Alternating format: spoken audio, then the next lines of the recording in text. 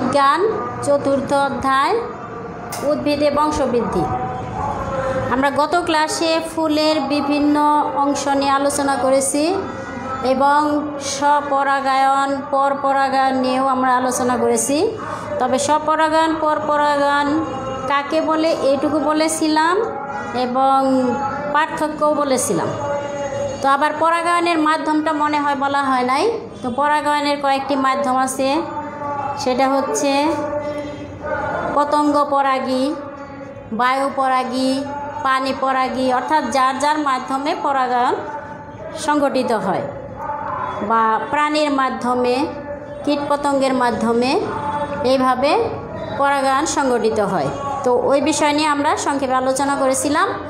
আজকে আমরা আলোচনা করব হচ্ছে নিষিক্তকরণ ও ফলের উৎপত্তি।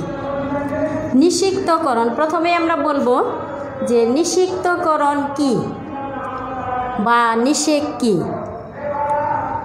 আসলে নিষিক্তকরণের পূর্ব শর্ত হচ্ছে একটি পুংগ্যামেট সৃষ্টি হতে হবে, আর একটি হচ্ছে স্ত্রী গ্যামেট সৃষ্টি হতে হবে। অর্থাৎ পুংগ্যামেট এবং স্ত্রী গ্যামেটের পরিপূর্ণ মিলনকেই বলা হয় নিষিক্তকরণ। আর যে প্রক্রিয়া সংঘটিত হয় তাকে বলা হয় নিষেক প্রক্রিয়া।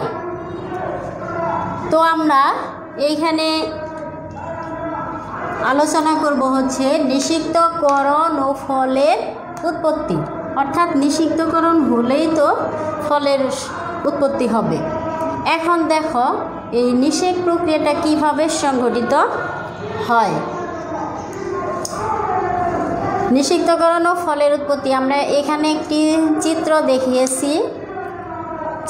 প্রথমে আমরা গত ক্লাসে কিন্তু আমরা বলেছিলাম এবং ফুল ছিঁড়ে ছিঁড়ে দেখিয়েছিলাম বিভিন্ন অংশ। তো এইখানে আজকে আমরা যে চিত্রটা দেখিয়েছি সেটা হচ্ছে কি, এটা হচ্ছে একটা স্ত্রী গ্যামেট, অর্থাৎ বা ফুলের আমরা যে অংশটা দেখিয়েছিলাম, যে আমি ছিঁড়ে ছিঁড়ে দেখাচ্ছি যে আসলে আমরা কোন অংশটা নিয়ে আলোচনা করব। ছিঁড়ে গেল একটা, আমরা পাপড়িগুলো একে একে ছিঁড়ে ফেললাম। ছেঁড়ার পরে নিচে সবাই খেয়াল করো, যে চিত্রটা আমরা দেখিয়েছি এটা আমরা বাস্তবে দেখাই, কিন্তু বাস্তবে সবগুলা খালি চোখে দেখা যাবে না, কিন্তু তারপরে আমি চেষ্টা করছি যে যেটুকু দেখানো সম্ভব হয়। এখন দেখো এইখানে কিন্তু পুং গ্যামেটও আছে, স্ত্রী গ্যামেটও আছে। অর্থাৎ এইটা কি, আমি যেটা ধরেছি লম্বা, এটা হচ্ছে গর্ভদণ্ড, এটা হচ্ছে গর্ভমুণ্ড, আর এটা হচ্ছে ডিম্বাশয়।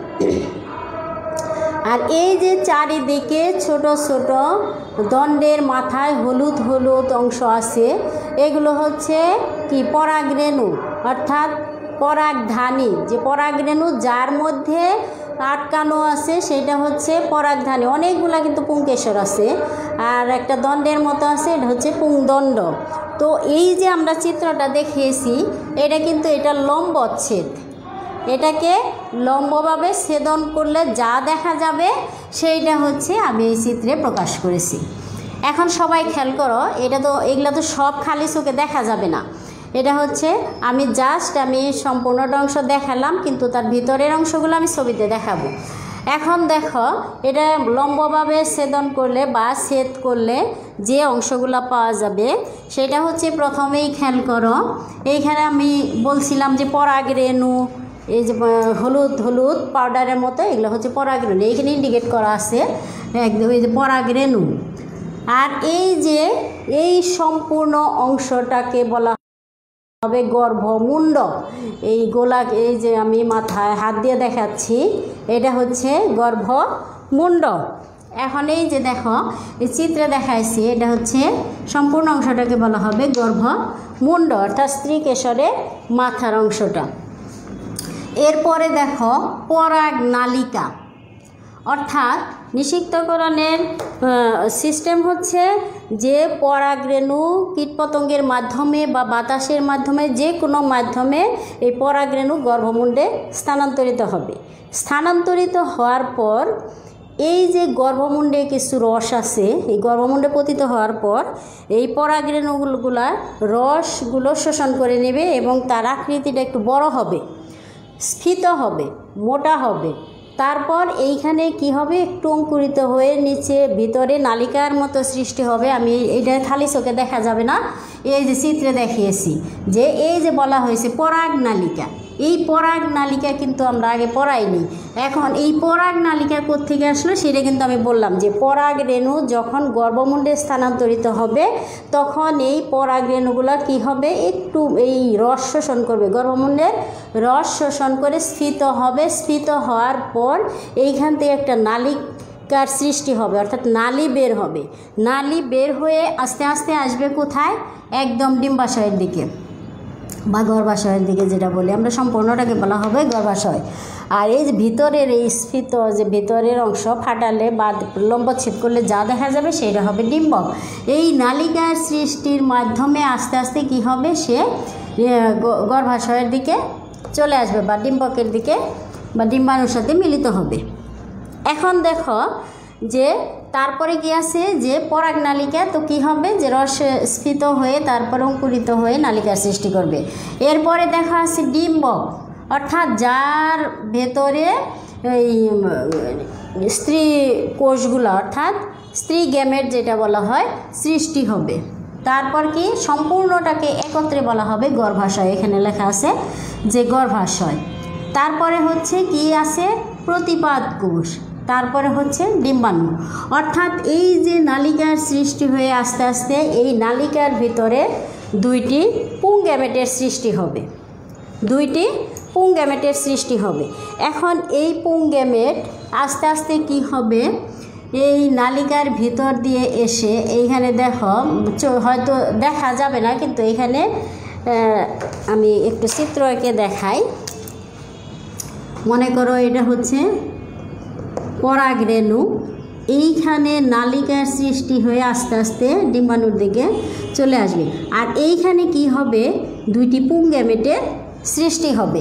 এই পুংগ্যামেট দুটি কি হবে, এই যে ডিম্বাণু যে ইন্ডিকেট করা আছে এই এর পর্দা ফেটে ভিতরে এই পুংগ্যামেট দুটো চলে যাবে।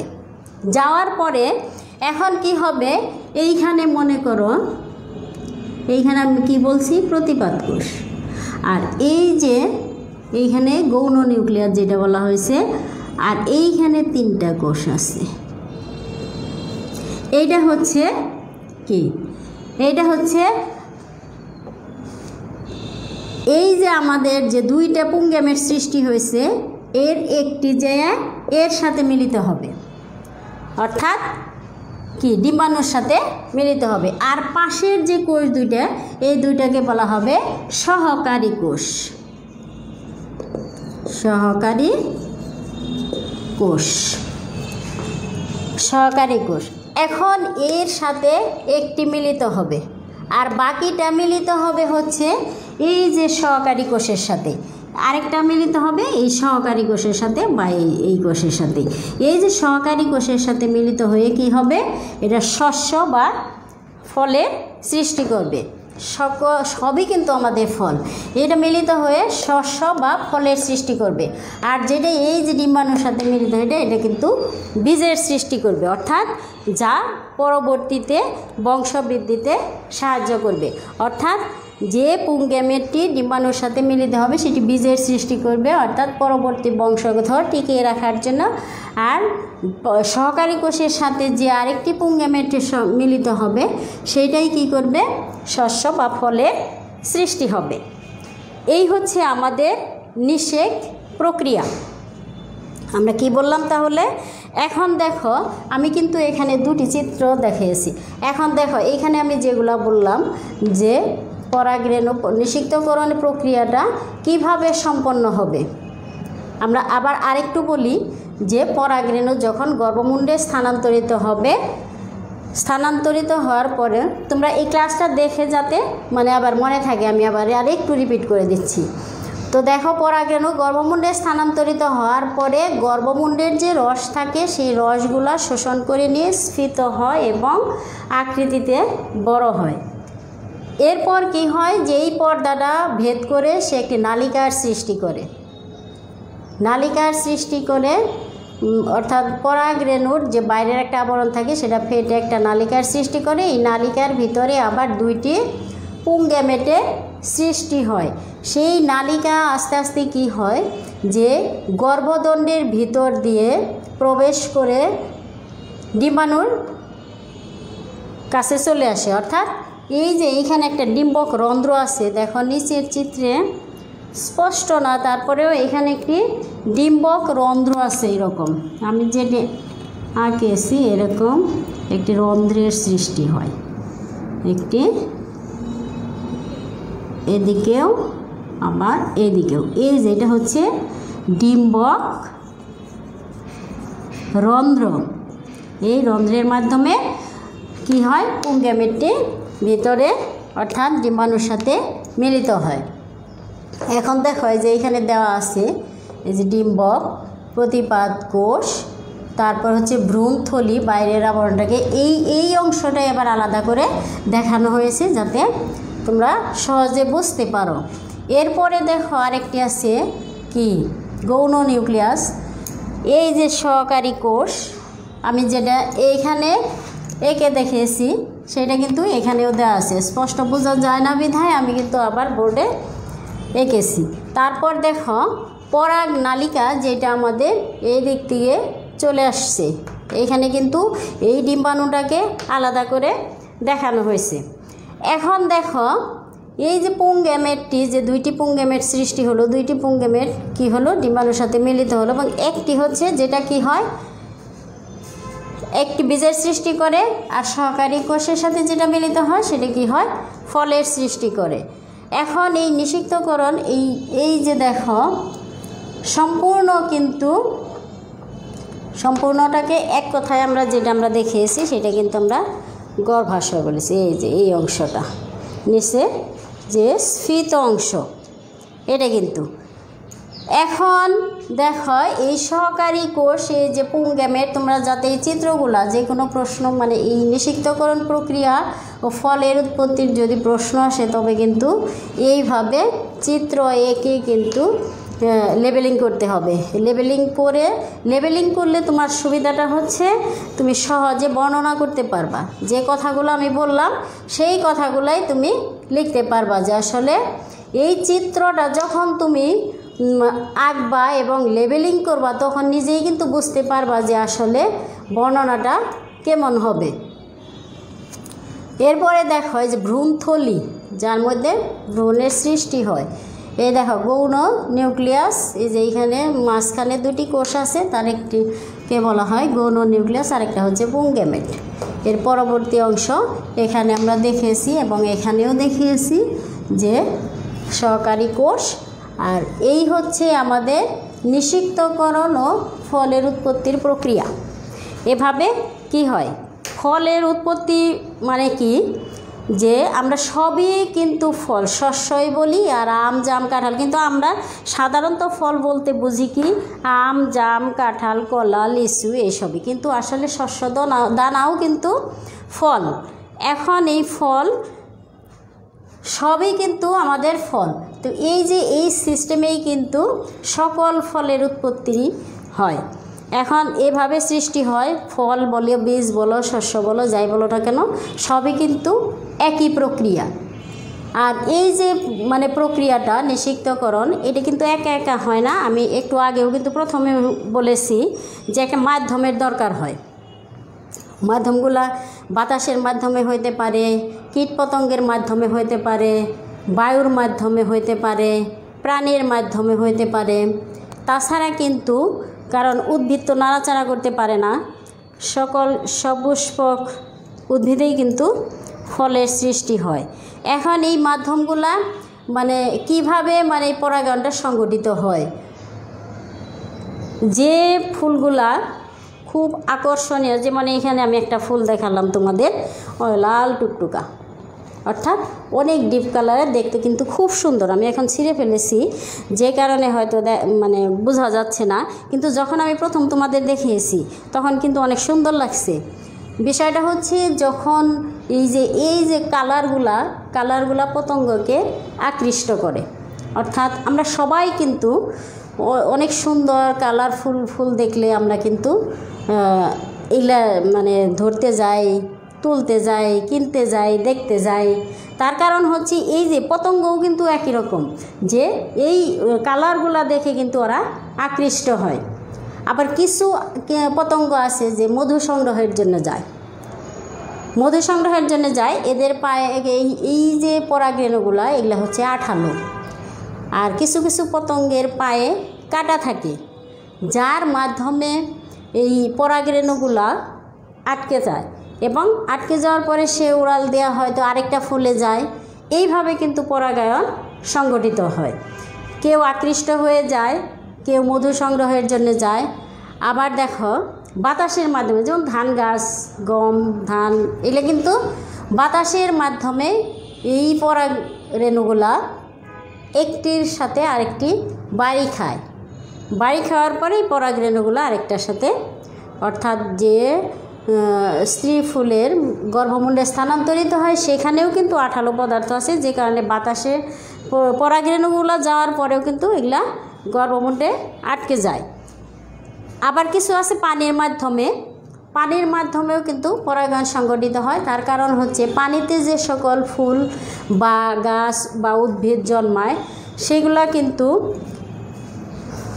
পুং ফুলগুলো কিন্তু একাই ছেড়ে যায়, অর্থাৎ এরা শর্ট হয়, ছোটো হয়, যে কারণে এরা ভেঙে যায় গাছ থেকে। ভেঙে যাওয়ার পরে পানিতে ভেসে, আবার স্ত্রী ফুলের গাছগুলা কিন্তু লম্বা। তার কারণ হচ্ছে পুং ফুলটাই খণ্ড হয়ে বা গাছ থেকে ছেড়ে গিয়ে কিন্তু স্ত্রী ফুলের সাথে স্রোতে বা বাতাসেও কিন্তু টেনে নিয়ে যায় পানিতে। এগুলা ভেসে ভেসে গিয়ে আরেকটা ফুলের সাথে মিলিত হয় বা স্থানান্তরিত হয়। এভাবে কিন্তু পানির মাধ্যমে পরাগায়ন সংগঠিত হয়। আবার কিছু কিছু আছে পতঙ্গে বা প্রাণীর মাধ্যমে, বড় বড় প্রাণীর মাধ্যমে, যেটা হচ্ছে তোমার কোনো প্রাণী হয়তো মানুষও হতে পারে, কিন্তু যেমন শিমুল গাছের ফুল আমরা কিন্তু এগুলা হাত দিয়ে ধরি, বা পলাশ ফুল, এইসব কিন্তু প্রাণীর মাধ্যমে একটা থেকে একটা হয়তো আমরা একাধিক ফুল ধরি, যে কারণে তখন কিন্তু পরাগরেণুগুলা একটা থেকে আরেকটায় স্থানান্তরিত হয়। এভাবে কিন্তু পরাগায়ন সংগঠিত হয় এবং নিষিক্তকরণ প্রক্রিয়াটাও সংগঠিত হয়। আর নিষিক্তকরণ প্রক্রিয়া তখনই শুরু হয় যখন পরাগরেণু গর্ভমুণ্ডে স্থানান্তরিত হয়। গর্ভমুণ্ডে স্থানান্তরিত হওয়া থেকে শুরু হয় নিষিক্তকরণ। এভাবে আমাদের ফলের উৎপত্তি। তো আমরা আজকে এই পর্যন্তই, যে আসলে নিষিক্তকরণ প্রক্রিয়াটা কি, বা নিষেক কি, বা কী প্রক্রিয়া সংগঠিত হয়, সেই বিষয় নিয়ে কিন্তু আলোচনা করলাম। আমার মনে হয় যে আলোচনা করা হয়েছে তোমরা শুনেই মনে রাখতে পারবে। আর সবচেয়ে বড় কথা, তুমি চিত্রটা একদম সুন্দর করে আঁকবে, এবং লেবেলিংগুলো করলেই তুমি বর্ণনাটা লিখতে পারবে সুন্দর করে। আজকে এ পর্যন্তই, সবাইকে অনেক ধন্যবাদ। এর পরবর্তী ক্লাসে আমরা বিভিন্ন প্রকার ফল নিয়ে আলোচনা করব। ধন্যবাদ সবাইকে।